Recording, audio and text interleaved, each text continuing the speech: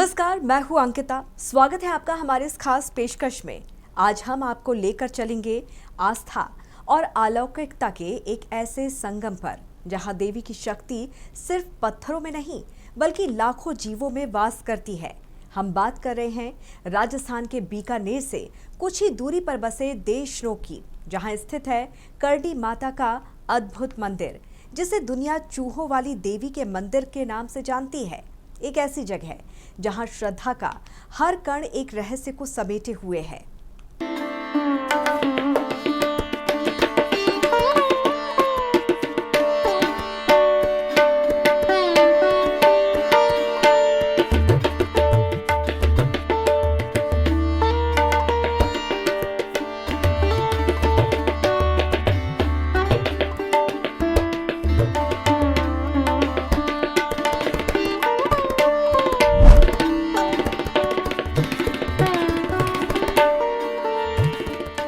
जरा कल्पना कीजिए एक ऐसे मंदिर की जहां आपके कदम पड़ते ही हजारों की संख्या में चूहे आपका स्वागत करते हैं। ये चूहे न सिर्फ मंदिर परिसर में घूमते हैं बल्कि भक्तों के साथ उठते बैठते हैं, खाते हैं और सोते भी हैं। इन्हें यहाँ काबा कहा जाता है और ये साधारण चूहे नहीं बल्कि स्वयं देवी के वंशज माने जाते हैं। ये न सिर्फ भारत में बल्कि पूरी दुनिया भर में एक अनोखा और विस्मय से भर देने वाला मंदिर है।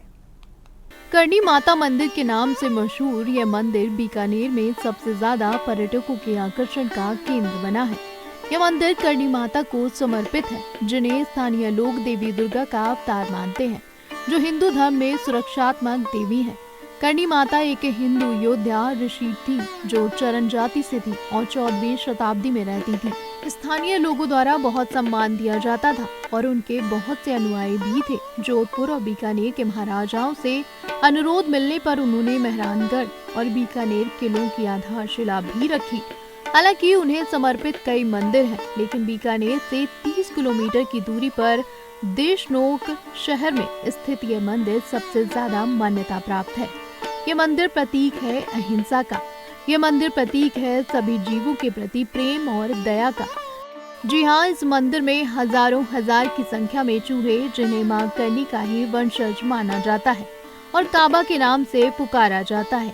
मां करणी के परिवार के होने के कारण इन्हें भी उतनी ही आस्था और भक्ति के नजर से देखा जाता है। एक पशु का जीवन मनुष्य के जीवन के बराबर माना जाता है। केवल अंतर यह है कि मनुष्य के विपरीत उनकी इंद्रियां पूरी तरह से प्रकट नहीं हुई। चारों ओर जिस तरह से ये हजारों की संख्या में चूहे विचरण कर रहे हैं, यह भय नहीं बल्कि सिर्फ आस्था है। भक्त मानते हैं कि इन चूहों को देखकर उन्हें भोजन कराकर उनकी हर मनोकामना पूरी होती है।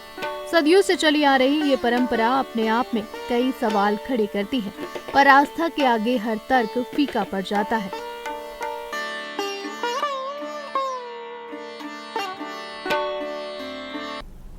आइए अब जान लेते हैं किस कुल की कुल देवी हैं करणी माता से जुड़ी कुछ और रोचक तथ्य इस रिपोर्ट में।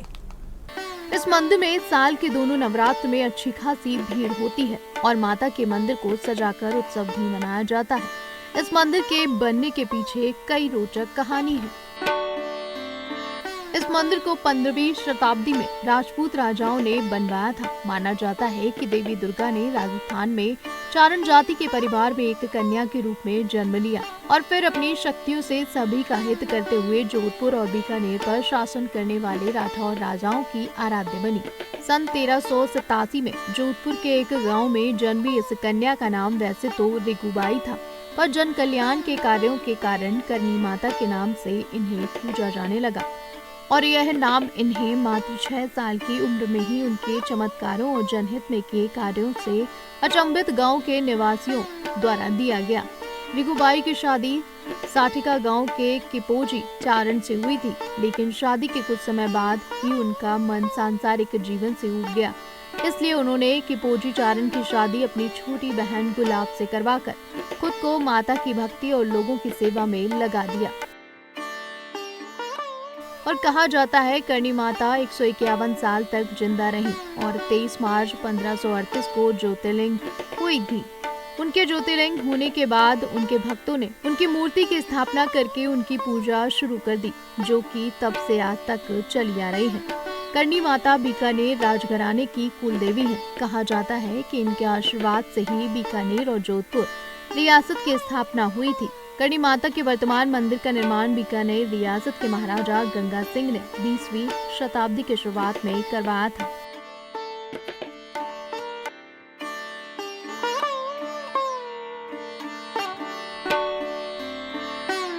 यह मंदिर लगभग 600 वर्ष पुराना है। करणी माता स्वयं एक महान सिद्ध और तपस्विनी थी। उन्होंने अपने जीवन काल में कई चमत्कार दिखाए। जब उनके एक वंशज लक्ष्मण कुलायत सरोवर में डूब गए, तब माता ने यमराज से उन्हें पुनः जीवित करने का आग्रह किया। यमराज ने वरदान दिया कि लक्ष्मण और उनके कुल के सभी पुरुष अब चूहे के रूप में यहाँ मंदिर में निवास करेंगे और जब उनकी मृत्यु होगी तो वे मनुष्य के रूप में ही वापस जन्म लेंगे। काबा को वहाँ के लोग अपने पूर्वज मानते हैं। ये स्वयं देवी का अंश है।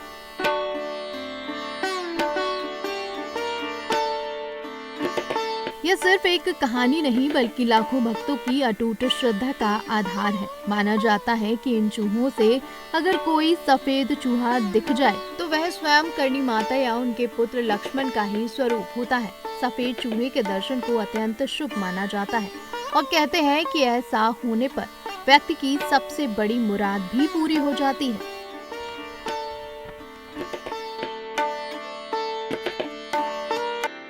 करणी माता का ये मंदिर सिर्फ एक धार्मिक स्थल नहीं है, ये एक ऐसी जगह है जहां इंसान और जीव के बीच का रिश्ता एक अलग ही मायने रखता है। ये हमें सिखाता है कि किस तरह आस्था और प्रकृति एक दूसरे के पूरक हो सकते हैं। विज्ञान भले ही अपने तर्क दे, पर कुछ चीजें ऐसी होती हैं जहां सिर्फ भावनाएं काम करती हैं। ये करणी माता की महिमा है जो सदियों से लाखों लोगों को अपनी ओर खींचती आ रही है। आइए अब जानते हैं इस मंदिर के वास्तुकला के बारे में, जो अद्भुत कला का परिचय देता है। करणी माता मंदिर का निर्माण 20वीं शताब्दी की शुरुआत में बीकानेर के महाराजा गंगा सिंह द्वारा पूरा किया गया था। मंदिर की पूरी संरचना संगमरमर से बनी हुई है और इसकी वास्तुकला मुगल शैली से मिलती जुलती है। आकर्षक संगमरमर के अग्रभाग के आकर्षण को और बढ़ाते हैं। ठोस चांदी के दरवाजे जो परिसर के अंदर प्रवेश की ओर ले जाते हैं। चांदी के दरवाजों के पैनल देवी की कई किंवदंतियों को दर्शाते हैं। बीकानेर की करणी माता की मूर्ति मंदिर के आंतरिक गर्भगृह में विराजमान है, जो एक हाथ में त्रिशूल पकड़े हुए 75 सेंटीमीटर ऊंची मूर्ति है, जो मुकुट और मालाओं से सुसज्जित है। देवी की मूर्ति के साथ दोनों ओर उनकी बहनों की मूर्तियां हैं।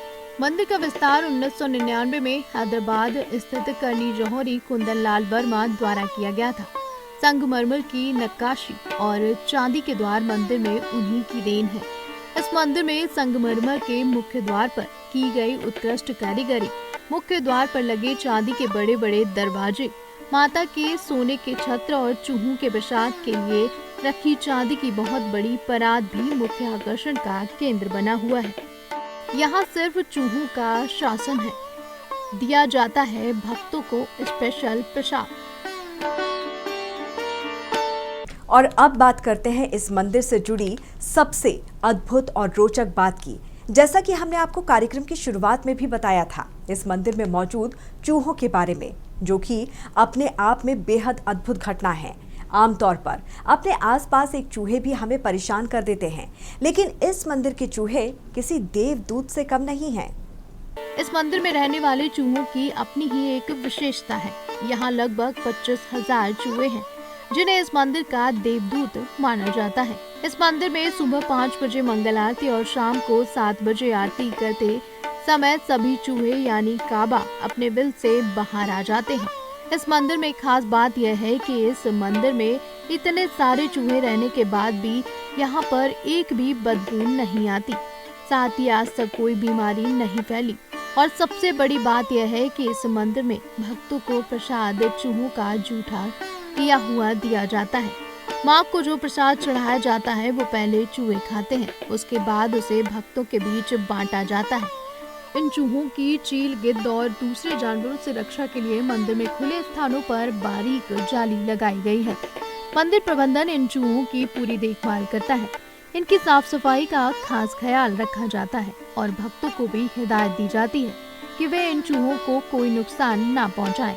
यहाँ किसी को चूहों से डर नहीं लगता, बल्कि उन्हें प्रसाद स्वरूप दिया गया भोजन ग्रहण करना एक सौभाग्य माना जाता है। चूहों के दर्शन को बहुत शुभ माना जाता है और अगर सौभाग्य से सफेद चूहा पूजा के दौरान दिख जाए तो समझिए आपकी सभी मन्नतें पूरी होने वाली हैं।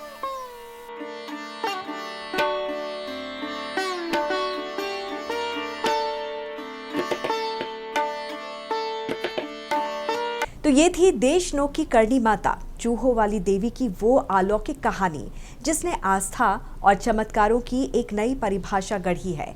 उम्मीद है आपको हमारा ये विशेष कार्यक्रम पसंद आया होगा।